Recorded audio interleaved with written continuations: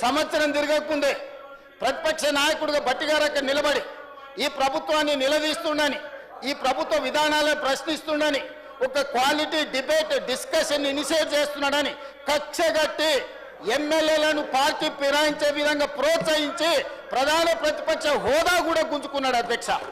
19 మంది ఎమ్మెల్యేలను 5 మంది ఎమ్మెల్యేలకు కుంచకపోయే విధంగా ఒక దళితుడు ప్రతిపక్ష నాయకుడు ఉంటే చూసి ఓర్వలేని దళితుల పట్ల తన వివక్ష, తన కక్షను బట్టి గారిని తొలగించడం ద్వారా ఆయన పైశాచిక ఆనందాన్ని పొందిండు తప్ప ఏ రోజు కూడా దళితుల కోసం వాళ్ళు కనీసమైన ప్రేమ కాదు కదా, అభిమానం కాదు కదా, కనీసం మానవత్వం కూడా వాళ్ళు ప్రదర్శించలేదు అధ్యక్ష.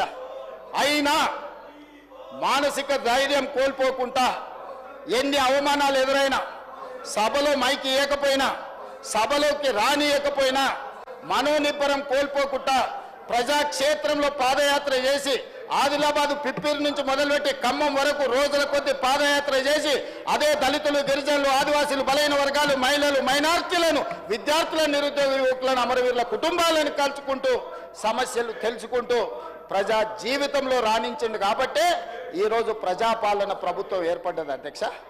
వారు ఉప ముఖ్యమంత్రి అయిన ఈ రాష్ట్ర ప్రజలకు ఏ బాగోగుల కోసం మనం బడ్జెట్ పెట్టుకుంటామో ఆ బడ్జెట్ పెట్టే ఆర్థిక మంత్రి హోదా వారికి ఇచ్చిండ్రు. గతంలో ఎవరి దగ్గర ఉండే అధ్యక్ష? హరీష్ రావు గారి దగ్గర ఉండే. ముఖ్యమంత్రి ఎవరి దగ్గర ఉండే అధ్యక్ష? కేసీఆర్ గారి దగ్గర ఉండే. మున్సిపల్ శాఖ ఎవరి దగ్గర ఉండే అధ్యక్ష? కేటీఆర్ దగ్గర ఉండే. ఇవాళ ఉప ముఖ్యమంత్రి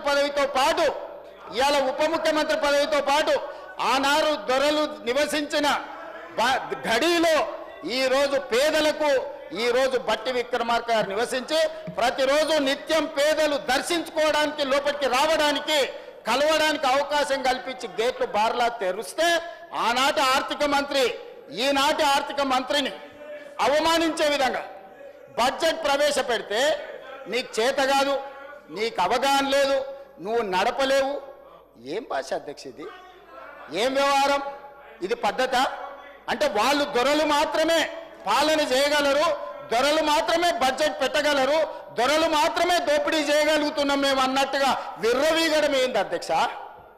బట్టి విక్రమార్క గారు ప్రవేశపెట్టిన బడ్జెట్లో లోపం ఉంటే బడ్జెట్లో లోపాలు చెప్పండి. వ్యక్తిగతంగా బట్టి గారిని టార్గెట్ చేసి మాట్లాడే అవసరం ఉందా అధ్యక్ష? అంటే ఈరోజు ముఖ్యమంత్రి ఇవ్వలే, ప్రతిపక్ష నాయకుడు హోదా ఉండనివ్వలే, ఇవాళ ఉప ముఖ్యమంత్రిగా బడ్జెట్ ప్రవేశపెడితే ఆ బడ్జెట్ను అవమానించే విధంగా, ఆ మనిషిని అనుమానించే విధంగా ఈరోజు వీళ్ళ వ్యవహార శైలి ఉన్నది అధ్యక్ష. ఇది తెలంగాణ సమాజానికి మంచిదాన్ని నేను అడుగుతున్నా అధ్యక్ష. అదే కాదు అధ్యక్ష, ఈరోజు నేను తమరి ద్వారా చెప్పదలుచుకున్నా, బట్టి విక్రమార్క గారు, దామోదర రాజనరసింహ గారు, వివేక్ వెంకటస్వామి గారు, అడ్లూరి లక్ష్మణ్ గారు, ధనసరి సీత అనసూయ సీతక్క గారు, రామచంద్ర నాయక్ గారు, వేముల వీరేశం గారు, అద్దంకి దయాకర్ గారు, ఇట్లా నేను చెప్పుకుంటూ వెళ్తే ఎంతమంది దళితులకి ఈరోజు ప్రభుత్వంలో అవకాశం వచ్చింది అధ్యక్ష? అంతెందుకు అధ్యక్ష, దళితులను చిన్న చూపు చూసే చంద్రశేఖరరావు గారికి కనువిప్పు కలగాలి, ఆ దళితుడు ముందు చేతులు కట్టుకొని నిలబడాలని తమరిని స్పీకర్గా కుర్చీలో కూర్చోబెట్టినాం అధ్యక్ష.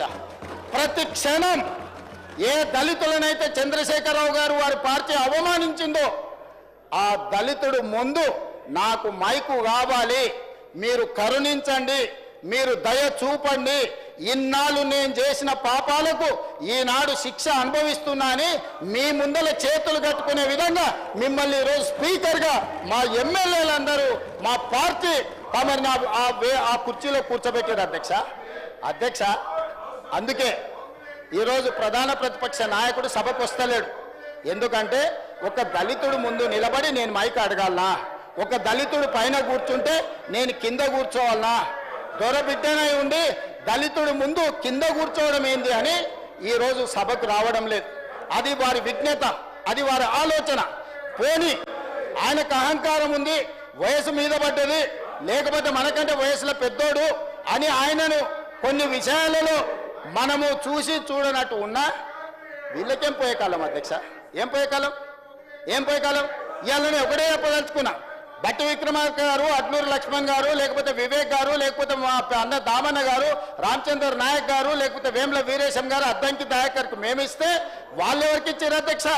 చంద్రశేఖర్ రావు గారు, హరీష్ రావు గారు, రామారావు గారు, దయాకర్ రావు గారు, వినోద్ రావు గారు, కవితారావు గారు, సంతోష్ రావు గారు, ఇవన్నీ పుణ్యానికి నామినేటెడ్ పోస్టులు అధ్యక్ష. ఎన్నికల్లో నిలబడి గెలిచొచ్చాడు గురించి నేను మాట్లాడదలుచుకోలే. కానీ ప్రభుత్వ పెద్దగా అధినేతగా, పార్టీ అధినేతగా పెద్దగా నిర్ణయాలు చేసేటప్పుడు ఓ దామోదరరావుకి రాజ్యసభ ఇస్తాడు, ఓ